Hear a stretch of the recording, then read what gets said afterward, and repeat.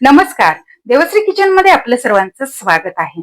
उन्हाळा सुरू आहे. उन्हाळ्यामध्ये आपण आंब्याचं पन्ह, कैरीचं पन्ह तर नेहमीच पितो. पण आज मी तुम्हाला चटपटीत चवीचं असं चिंचेचं पन्ह कसं तयार करायचं ते दाखवणार आहे. तर चिंचेचं पन्ह खूप यामध्ये पौष्टिक घटक असतात. उन्हाळ्यामध्ये थंडावा देणारं हे आतून शरीराला थंडावा देणारं असं हे चिंचेचं पन्ह आहे. तर उन्हाळ्यामध्ये नक्की या पद्धतीने हे चिंचेचं पन्ह करून बघा. तुम्हाला सुद्धा नक्कीच आवडेल. थोडंसं काहीतरी चटपटीत किंवा थोडासा बदल म्हणून तुम्ही आठवड्यातून 2 ते 3 वेळा करून पिऊ शकता. चवीला खूप छान लागतं. तर करायला अगदी सोपी पद्धत आहे. काही मिनिटांमध्ये चिंच जर तुम्ही भिजवून घेतली तर काही मिनिटांमध्ये हे पन्ह तयार करू शकता किंवा तुमच्याकडे पाहुणे येणार असतील तर त्यांच्यासाठी सुद्धा तुम्ही हे पन्ह बनवून देऊ शकता. एकदम चवीला मस्त लागतं. नक्की करून पहा. रेसिपी पूर्ण पहा. आवडल्यास लाईक, शेअर नक्की करा. त्याचबरोबर तुम्हाला जर माझ्या रेसिपी आवडत असतील तर माझ्या चॅनलला सबस्क्राईब करायला विसरू नका. त्याचबरोबर तुम्ही इंस्टाग्रामवरती असाल तर इंस्टाग्रामवरती मला फॉलो करा. चला तर मग वेळ न घालवता रेसिपीला सुरुवात करूया.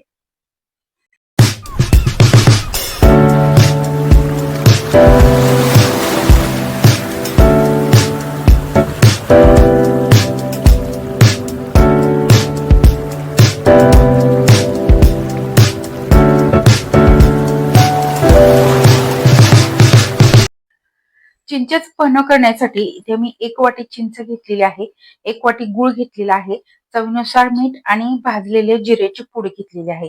तर इथे मी ही चिंच आहे ती एकदम अशा चिंचा घेते आणि त्याचे बिया काढून थोडंसं मीठ घालते आणि अशा पद्धतीने याचे गोळे करून फ्रीजमध्ये ठेवले तर खूप दिवस टिकतात. त्यासाठी अशा पद्धतीने मी चिंच साठवून ठेवते.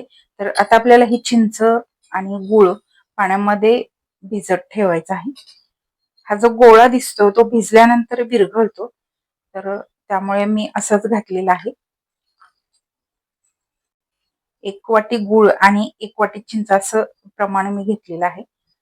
तुम्हाला जर गुळाचं प्रमाण कमी वाटत असेल तर नंतर तुम्ही वरून थोडासा गूळ किंवा साखर पाण्यामध्ये घातलं तरी चालेल. आता याच्यावरती झाकण ठेवून आपण 1 तास ते 1.5 तास साधारण ही चिंच भिजवून घेऊया. जवळ-जवळ 1.5 ते 2 तास ही चिंच मी भिजवून घेतली आणि आता छान भिजलेली आहे. तर आता आपल्याला याचा हाताने गर काढून घ्यायचा आहे. अशा पद्धतीने ही चिंच फोडून बारीक करायची, याचा गर काढून घ्यायचा आहे. तर याला इथे मी एक तुम्हाला टिप देईन. ही चिंच भिजवताना गरम पाण्याचा वापर करायचा नाही किंवा मिक्सरवरती सुद्धा ही बारीक करून घ्यायची नाही. तर अशा पद्धतीने हातानेच याला मॅश करून घ्यायचं आणि याचा सगळा गर काढून घ्यायचा. जेव्हा आपण चिंच ही मिक्सरवरती फिरवतो त्याचा रंगही बदलतो आणि चव सुद्धा बदलते. त्यासाठी आपल्याला अशा पद्धतीने हातानेच थोडीशी मॅश करून त्याचा गर काढून घ्यायचा आहे. सगळा गर मी चिंचेचा काढून घेतलेला आहे आणि आता आपल्याला हा गर गाळून घ्यायचा आहे. तर इथे मी गाळण घेतले. त्यातून आपण हा गर व्यवस्थित गाळून घेऊयात.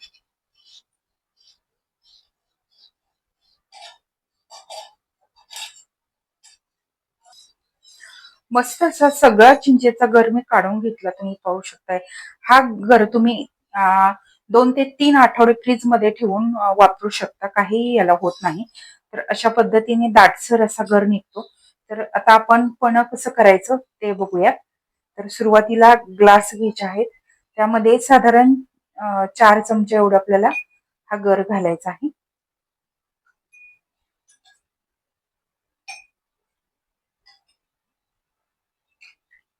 आणि आता यामध्ये आपल्याला घालायचंय भाजलेले जिरेची पूड, त्याचबरोबर चवीनुसार मीठ.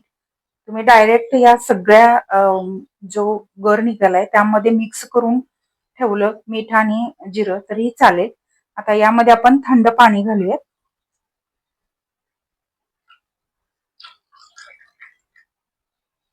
मस्त एकदम मस्त असं आपलं हे चिंचेचं पन्ह तयार झालेलं आहे. तुम्ही पाहू शकताय. वरून थोडीशी जिरेपूड भुरभुरून घ्यायची आणि इथे आपलं हे थंडगार पौष्टिक असं चिंचेचं पन्ह तयार झालेलं आहे. करायला अगदी सोपं आहे. गर जर तयार असेल तर काही मिनिटांमध्ये तुम्ही हे पन्ह तयार करू शकता.